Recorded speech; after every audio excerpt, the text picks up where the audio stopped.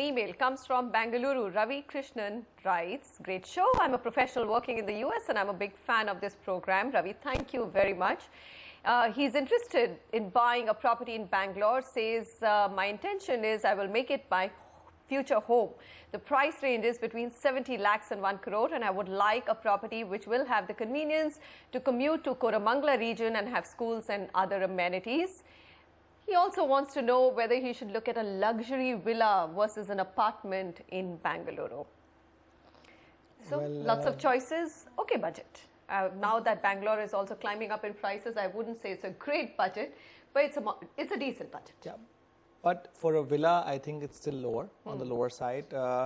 Whether you choose a villa or not, you should always basically first consider that if you're choosing a villa, it should be in a gated complex. There are many, many advantages of a gated community over a standalone villa option in a plotted development.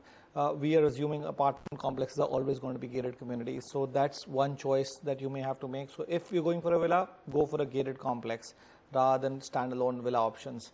Secondly, like I said, the budget and up your budget. And up your budget if you can. If you're buying that ultimate dream home, you won't feel bad about doing that at all, and you can muster up the funds or take a housing finance, whatever fits your bill as such. The other options, we've shortlisted 2 micro markets for you near your requirement. One is Harlu Road, which has gained importance due to its proximity with Sarjapur Road.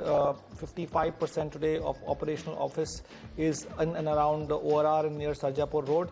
Residential development in this region is also coming up in a big way. The other region is ORR Road, which is a 62-kilometer stretch, but the southeastern part of it is where the majority of IT space is. And due to employment generation over there, that area is going to appreciate the maximum going forward and is going to provide better gated communities because there's a lot of end-use demand in Bangalore as such. If you were to look at the key data points, Harlu Road is going to be about 7 projects, ORR 15. Total number of units in Harlu Road is 1150 units, or our southeast side is 2475 units. If you look at the inventory overhang, very safe. Harlu is 15 months, or our southeast is 10 months. This is with respect to projects getting completed by 2014. The weighted average price of the mid segment, the luxury segment is of course much higher, is 4577 rupees a square feet in Harlu Road, and ORR is about 4560 rupees a square feet, so more or less in line with each other. 25% is the appreciation over the last 2.5 years in Harlu. ORR is about 23% or 9.1 to 10% on a compounded annualized basis. Purva Skywood by Purvankara is our first recommendation. This is in Harlu Road, 4500 rupees a square feet. 2013 is the completion year, and this is available from the developer. The Pavilion by SJR Prime Corporation, ORR Southeast, again 2013 is the completion year and available from the developer. Sunnyside by Prestige Group, ORR Southeast, 5250 rupees a square feet. 2014 is the completion year, and this is also available from the developer. Good news is 2 projects out of 3 are getting completed this year itself, and you can just pick them up from the developer. So just send a check, fill a booking form, and the apartment. And yeah, that kind of transaction is so easy for the NRI community. Absolutely. Just have to get it done all in a jiffy. And most of these developers have fabulous websites, Ravi, so just get in touch with them directly. You probably don't even need to go through a broker. They are available with the developer. Here are the projects on our recommendation list. In your budget for Bangalore, there's Purva Skywood by Purvankara, there's the Pavilion, SJR Prime Corporation, and there's Sunnyside Prestige Group. You're watching the Property Show, and we're going to take up some new cities in this segment, Chennai and Indore. One southern city and one rapidly developing new market. A lot of investor interest in Indore. Let's kick off with the Chennai question. We've got Mr. Krishnan Menon joining us on the phone line. Hi, Mr. Menon. Go ahead, sir. Hello. Thanks for taking my call. I'm looking in for a place in Chennai, and my requirement is an area of more than or equal to 2,000 square feet. My budget is up to 1 to 2 crores, and I want a project which should be ready by 2015 or even earlier. All right, 1 to 2 crores, that's a very wide range. We've really got such a big window of giving property options. So let's go with 2 crores, Samir. Why not? The maximum budget. Get Mr. Menon to spend a lot of money. He's in NRI. I'm sure the dollar income is good.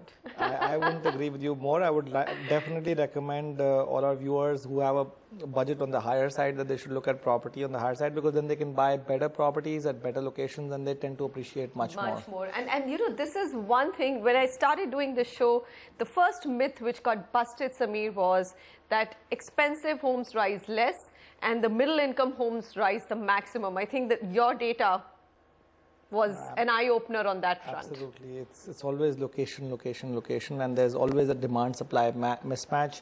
And whenever an area gets more popular, there is lesser supply, there is more demand, it becomes aspirational and property prices go up.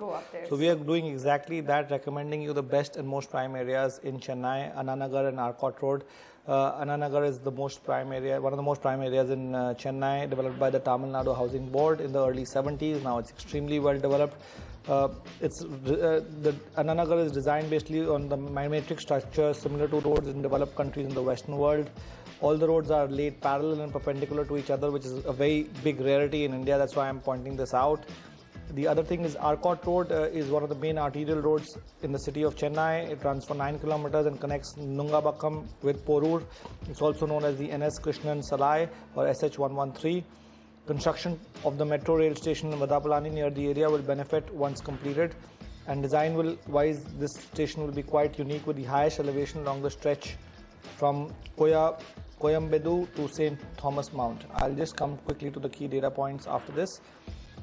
We have Annanagar 10 projects, Arcot Road 5 projects, total supply 1879 units in Annanagar and Arcot Road is 281. Inventory overhang 21 months in Annanagar and Arcot Road is 14 months. This is with respect to projects getting completed by 2015. This is the luxury segment where the weighted average price of Annanagar is 8814 rupees a square feet, whereas Arcot Road is 7779 rupees a square feet. The price appreciation trends, as Manisha pointed out, luxury locations have done exceedingly well. If you were to look at Chennai as such, price appreciation has not been more than 10 to 15% on an annualized basis, and here you look at prime locations doing 48% over 2.5 years for Annanagar and 45% for Arcot Road, translating to a 17.95% compounded annualized growth for Arcot Road and 19.11% for Annanagar. If you were to look at the options and recommendations from our side, Metro Zone by Ozone Group in Annanagar, 8650 rupees a square feet is the price. 2015 is the completion year for the phase 3, and you can pick this up from the developer. Ceres by Appaswamy Real Estate, this is in Virugapakkam, Arcot Road, 7800 rupees a square feet. 2013 is the completion year, and this is available from the developer. And lastly, Kiruba Cyrus by Lancor Holdings, this is also in Arcot Road, 9500 rupees a square feet. 2014 is the completion year, and this is available from the developer as well. I have to take you to Chennai. You need to get those names right, Samir. They're major tongue twisters, that's all I can say. And there's Virugapakkam. I'm waiting for the Pune query.